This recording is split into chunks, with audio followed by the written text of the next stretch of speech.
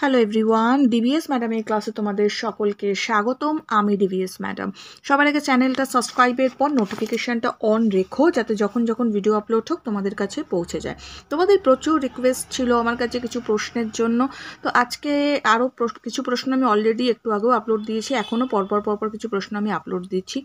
এখনও ওই প্রশ্ন হচ্ছে, ঈশ্বরচন্দ্র বিদ্যাসাগরের সমাজ সংস্কারমূলক কার্যগুলি উল্লেখ করো। প্রশ্নটা এভাবেও আসে, সমাজ সংস্কারক রূপে ঈশ্বরচন্দ্র বিদ্যাসাগরের অবদান, অথবা ঊনবিংশ শতকে সমাজ সংস্কার আন্দোলনে পণ্ডিত ঈশ্বরচন্দ্র বিদ্যাসাগরের কিভাবে লিখবো আমরা উত্তরটা? জাস্ট আ সেকেন্ড। উত্তর লিখব আমরা, ঊনবিংশ শতকে ভারতের কুসংস্কারাচ্ছন্ন সমাজ ব্যবস্থার বিরুদ্ধে যে প্রগতিশীল উদারপন্থী মনীষীগণ আন্দোলন করেছিলেন তাদের মধ্যে অন্যতম ছিলেন ঈশ্বরচন্দ্র বিদ্যাসাগর। বিদ্যাসাগরের সমাজ সংস্কার আন্দোলন, এখানে লিখব বিধবা বিবাহ, এই পয়েন্টে লিখব পণ্ডিত ঈশ্বরচন্দ্র বিদ্যাসাগর নারীর অকাল বৈধব্য জীবনের দুঃখ দুর্দশা দেখে বিচলিত হয়ে বিধবা বিবাহ প্রথা প্রবর্তনের জন্য সংগ্রাম করেছিলেন।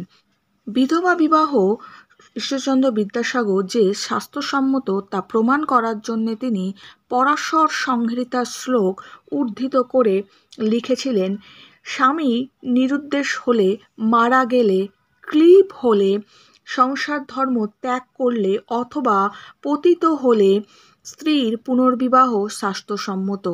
রাধাকান্ত দেবের নেতৃত্বে গোঁড়া হিন্দুদের বিরোধিতা সত্ত্বেও শেষ পর্যন্ত ইংরেজ সরকার 1856 খ্রিস্টাব্দে 26শে জুলাই আইন জারি করে বিধবা বিবাহ আইনসম্মত বলে ঘোষণা করেন।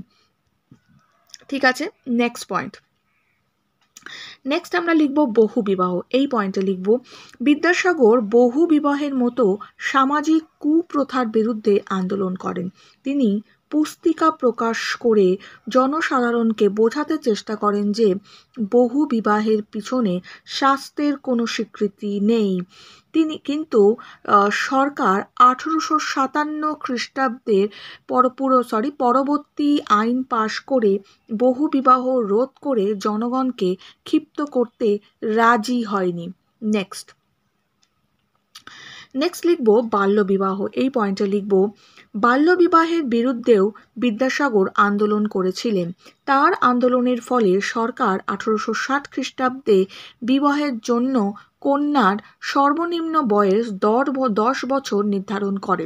বিদ্যাসাগর আন্দোলনের ফলে ভারতীয় সমাজ থেকে বহু বিবাহ ও বাল্য বিবাহ প্রবণতা বহুল অংশে হ্রাস পায়। এই করুণার সাগর সম্পর্কে মাইকেল মধুসূদন দত্ত বলেছেন, তার মনীষা প্রাচীন ঋষিদের মতো, কর্মদক্ষতা ইংরেজদের মতো, হৃদয়বত্তা বাঙালি জননীর মতো।